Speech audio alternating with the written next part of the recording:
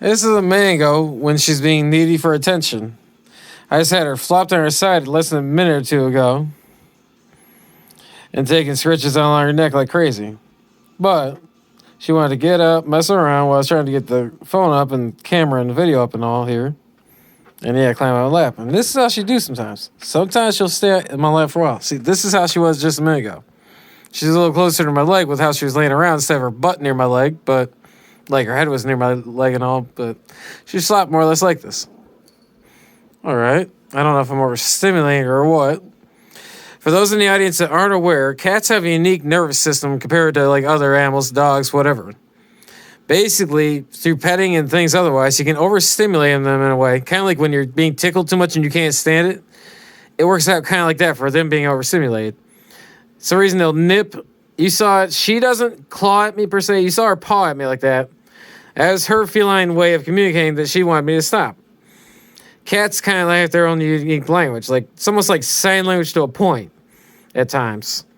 Her pawing at me, she's smart enough and gentle enough, thankfully, that when she does that, paws at me like that because I'm overstimulating her, she won't use her claws. She'll actually just paw, literally, like her paw pets at me, not her claws. Some, I don't want to say all cats, are like that, because there's some cats that'll claw, too, but some like her, or gentlemen, just paw at you, but like right now. The other thing you can tell they're being overstimulated, her tail was doing it a minute ago, thrashing up and down. If a cat's tail's rapidly moving around, thrashing up and down, it's not a dog's reaction. It's not like a dog where they're just, ooh, enjoying it. No. Like right now, her tail's moving slow. She's calm. But if her tail starts slapping around, that means she's getting overstimulated. See, like right there, that little thrash, okay, she's starting to get hyperstimulated, but she's not overstimulated.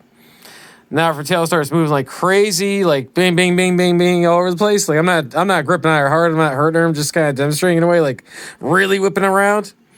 That's where, yeah, I'm just kind of using her tail to illustrate. Like if her tail is really whipping around like crazy, that's where, watch it. Like if it's really thrashing around kind of like Marmus, you know, that's where you need to watch if your cat's tail is doing that, point being. Yeah. I almost lost my point there. Forgive me, folks. It's been a long morning. But anyway, I know. Like I say, if their tails thrash around like crazy like that, that means take it easy, go to softer, slower, gentler petting, or back off and give them a minute to just calm down on their own. Especially if they start swatting at you. Nipping is another thing, especially in cats that have unfortunately been declawed.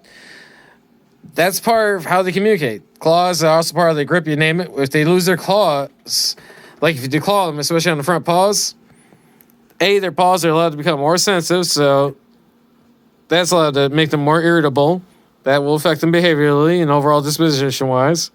But on top of that, they are less allowed to paw at you to get you trying to stop over-petting them and overstimulating, and more likely to nip. We have a housemate in my home who has a cat upstairs that the poor fellow was declawed before she got him. Like, before she ever owned him, the poor fellow was declawed as a kitten, or something like that. Anyway, point being, he's a little bit nippy. He doesn't nip hard, he doesn't break skin, but that's his way of communicating because he doesn't have those claws, and he doesn't want to use his paws like that.